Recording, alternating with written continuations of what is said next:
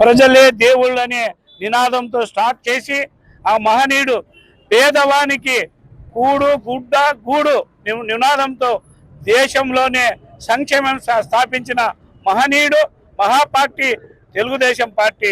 తెలుగుదేశం ఆత్మగౌరవాన్ని, తెలుగువాని ఆత్మగౌరవాన్ని ఢిల్లీలో తాకట్టు పెట్టిన రోజుల్లో 9 మాసాల్లోనే పార్టీ పెట్టి తెలుగు ప్రజలకు అఖండమైన మెజార్టీ తీసుకొని వచ్చి సంక్షేమాన్ని దేశానికి పరిచయం చేసిన పార్టీ ఏదైనా ఉందంటే ఆ మహనీయుడు నందమూరి ఎన్టీ రామారావు గారు.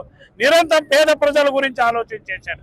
ఈ తెలుగువాడ ఆత్మగౌరవం నినాదాన్ని తీసుకొని వచ్చి 44 దశాబ్దాల్లోన ఈరోజు అనేక అవకతవకలు, ఒడంబడికలు, ఇబ్బందులు కూడా ఎదుర్కొన్న ఈ పార్టీ మహనీయుడు మన మాన్య ముఖ్యమంత్రి చంద్రబాబు నాయుడు గారు అదే స్ఫూర్తితో నాయకుడు చేసిందే స్థాపన, నాయకుడు చేసిన సంక్షేమం అవి రెండు తీసుకొని ఈరోజు ఆంధ్ర రాష్ట్రం ప్రపంచానికి మరి పరిచయం చేసిన తెలుగు వాళ్ళను మహానుభావుడు మన నారా చంద్రబాబు నాయుడు ముఖ్యమంత్రి గారు అని చెప్తున్నారు.